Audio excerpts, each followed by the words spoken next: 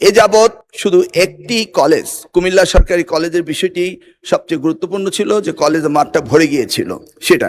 তাছাড়া অন্যান্য জায়গায় যখনই পার্টি উঠেছে, যেটা তেমন বেশি নয়, গুটি কয়েক, এবং সাথে সাথেই কেন্দ্র পাল্টানো হয়েছে এবং শিক্ষার্থীদের যে সুবিধা দেওয়া সেই সুবিধা দেওয়া হয়েছে। আমাদের সকলেই আমরা উদ্বিগ্ন এই মনসুর সিজনের পরীক্ষাকে নিয়ে। আবার অনুরোধ করব, শিক্ষার্থীরা যার যার পড়ার টেবিলে ফিরে যাক। আমরাই উদ্বিগ্ন তাদের চেয়ে বেশি কিভাবে তাদেরকে আমরা পরীক্ষা সঠিকভাবে নেব এবং এই দুর্যোগ মোকাবেলা করব। জি, মাননীয় স্পিকার, আপনাকে ধন্যবাদ। আমাদের প্রাকৃতিক দুর্যোগ এটা বাংলাদেশের খুবই একটা স্বাভাবিক ব্যাপার। সেই প্রশ্নে এখন আমাদের শিক্ষার্থীরা গত কালকে সহ যে ক্ষতিগ্রস্ত হয়েছে সে বিষয়ে তাদের বিশেষ মূল্যায়ন সহায়তা ব্যবস্থা এবং তাদেরকে দুর্যোগ প্রবণ এলাকায় এখনো যে বিকল্প পরীক্ষা কেন্দ্রগুলো আছে যেগুলো এখনো পানির নিচে, সেগুলোর ব্যাপারে বিকল্প কোনো ব্যবস্থা হয়েছে কিনা। শিক্ষার্থীরা আজকে আন্দোলনে আছে আমি এটা বলবো না, তাদের ক্ষোভ কষ্টের জায়গাটা যেটা এখন তৈরি হয়েছে সেটা প্রশমনে শিক্ষামন্ত্রী বা বর্তমান সরকার কি কার্যকর ব্যবস্থা গ্রহণ করছে আমাদের সন্তানদের পড়াশোনার টেবিলে ফিরিয়ে দেওয়ার জন্য, সে বিষয়ে আপনার মাধ্যমে মাননীয় মন্ত্রীর কাছে জানতে চাই। ধন্যবাদ মাননীয় সদস্য। মাননীয় শিক্ষামন্ত্রী। মাননীয় স্পিকার, আপনাকে অশেষ ধন্যবাদ। মাননীয় সংসদ সদস্যকে, আমাদের সকলেই আমরা উদ্বিগ্ন এই মনসুর সিজনের পরীক্ষাকে নিয়ে।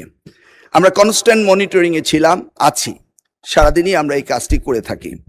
সেখানে দেখা গিয়েছে কোনো কোনো কেন্দ্রে যদি পরীক্ষার কেন্দ্রগুলিতে পানি উঠে থাকে, তাৎক্ষণিকভাবে আমরা কেন্দ্র সরিয়ে দেই। লোকাল অ্যাডমিনিস্ট্রেশনকে এই দায়িত্ব দেওয়া হয়েছে।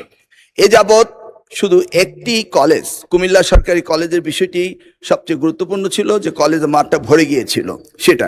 তাছাড়া অন্যান্য জায়গায় যখনই পার্টি উঠেছে, যেটা তেমন বেশি নয়, গুটি কয়েক, এবং সাথে সাথেই কেন্দ্র পাল্টানো হয়েছে এবং শিক্ষার্থীদের যে সুবিধা দেওয়া সেই সুবিধা দেওয়া হয়েছে। এই ব্যাপারে আমরা সবসময় উদ্বিগ্ন ছিলাম। আমরা কন্টিনিউয়াস মনিটরিং করে এই কাজগুলি করছি।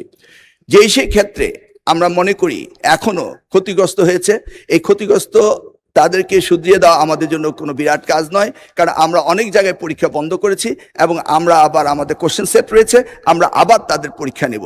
আমরা আবারও পর্যালোচনা করছি, যদি কোথাও আমাদের প্রশাসনের দুর্বলতার কারণে কোনো শিক্ষা প্রতিষ্ঠানে পানি ওঠার পর যদি পরীক্ষা না দিতে পেরে থাকে, এই জরিপটা আমাদের কাছে আসার পরে আমরা সেইভাবে প্রয়োজনে আমরা রি-এক্সামিনও নিতে পারি। আমরা চিটাগাং বোর্ডে এই ব্যবস্থাটি করেছি এবং সেই অবস্থান আমাদের রয়েছে।